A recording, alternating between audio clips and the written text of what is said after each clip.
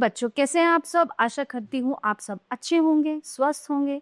स्वागत है आपका इस कक्षा में। आइए आज हम पढ़ते हैं हिंदी व्याकरण का पाठ 3 शब्द विचार। नीचे दिए गए चित्रों के नाम पर विचार कीजिए। कलम कलम, कमल कमल और ल कमल लकम। देखो ये लिखने का साधन है, ये फूल का नाम है और ये निरर्थक शब्द है जिसका कोई मीनिंग ही नहीं है, जिसका कोई मतलब ही नहीं है। तो प्रयुक्त उदाहरणों से पता चलता है कि वर्णों को एक निश्चित क्रम में रखने पर ही सार्थक शब्द बनता है, यानी कि जिसकी डेफिनेशन है, परिभाषा है, वर्णों से निर्मित स्वतंत्र एवं सार्थक ध्वनि शब्द कहलाती है। शब्दों का वर्गीकरण। हिंदी का शब्द भंडार बहुत विशाल है। इनको निम्नलिखित 4 वर्गों में वर्गीकृत किया जा सकता है। सबसे पहला उत्पत्ति के आधार पर शब्द भेद। उत्पत्ति के आधार पर शब्दों को निम्नलिखित 4 भागों में बांटा जा सकता है। ओके, पहला है तत्सम शब्द। तत्सम शब्द 2 शब्दांशों से मिलकर बना है। तत्सम अर्थात उसके समान, यहाँ उसके से अर्थात संस्कृत से है, अतः संस्कृत भाषा से हिंदी भाषा में ज्यों के त्यों प्रयोग किए जाने वाले शब्द तत्सम शब्द कहलाते हैं, जैसे सूर्य, कूप, ग्राम। फिर है तद्भव शब्द। तद्भव शब्द 2 शब्दांशों तद्भव से मिलकर बना है, जिसका अर्थ है उससे होने वाला। संस्कृत भाषा के वे शब्द जो परिवर्तित रूप में हिंदी भाषा में प्रयुक्त होने लगे हैं उन्हें तद्भव शब्द कहते हैं, जैसे सूर्य का सूरज, अग्नि का आग, कूप का कुआं, ग्राम का गांव आदि।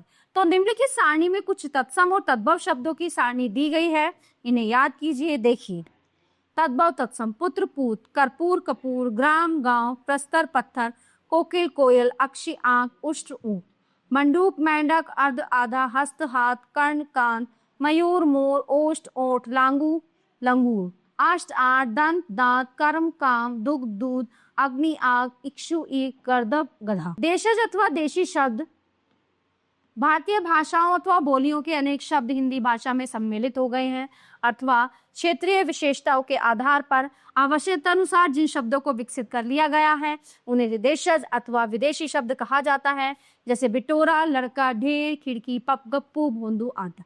विदेशज अथवा विदेशी शब्द अंग्रेजी, उर्दू, अरबी, फारसी, चीनी, जापानी, पुर्तगाली, फ्रेंच आदि भाषाओं के जो शब्द हिंदी में घुल मिलकर उसके अपने हो गए हैं उन्हें विदेशज अथवा विदेशी शब्द कहा जाता है, जैसे रिक्शा, प्रोफेसर, मास्टर, गरीब, चाय, कालीन, दवा इत्यादि। नीचे कुछ विदेशी शब्दों की तालिका दी जा रही है, इन्हें याद कीजिए। विदेशी शब्द तालिका। भाषा: अंग्रेजी, bank, ice cream, class, doctor, prince station, railway driver, picture head, commission आदि। फ्रेंच: guitar, machine, coupon, engineer, hospital, metro, कारतूस, कार्टून, पुलिस आदि। तुर्की: बंदूक, कुली, बारूद, कैंची, चिक, तोप, चेचक, सौगात, बेगम, चाकू, कुर्ता आदि। जापानी: रिक्शा आदि। पुर्तगाली: अल्पिन, गोदाम, साबुन, अलमारी, कनस्तर, तौलिया, पादरी, बाल्टी, कमरा आदि।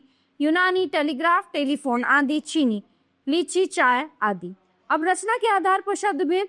रचना के आधार पर शब्द 3 प्रकार के होते हैं: रूढ़, यौगिक और योगारूढ़, है ना। कौन कौन से होते हैं तीनों?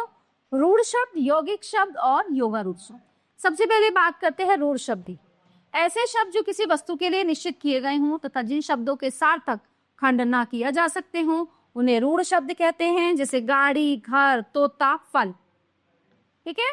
अब आते हैं यौगिक शब्द। जब रूढ़ शब्द में कोई अन्य शब्द या सार्थक शब्द खंड जुड़ जाता है तो इस प्रकार से बने शब्द को यौगिक शब्द कहते हैं, जैसे रसोई घर, रसोई घर, फल वाला, डाकघर, डाकघर, विद्यालय, विद्यालय। अब है योगारूढ़ शब्द। ऐसे शब्द जिनमें रूढ़ एवं यौगिक दोनों को की विशेषताएं होती हैं। ये शब्द 2 या 2 से अधिक शब्दों के मेल से बनते हैं परंतु किसी अन्य विशेष अर्थ में प्रयोग किए जाते हैं, योगारूढ़ शब्द कहलाते हैं। जैसे चक्रधर, चक्र को धारण करने वाला विष्णु। दशानन, 10 है मुख जिसके रावण। ठीक है। तो प्यारे बच्चों, ये पाठ यहीं पे समाप्त होता है। आशा करती हूँ ये पाठ आपको बहुत अच्छे से समझ आया होगा। मिलते हैं अगली कक्षा में। धन्यवाद।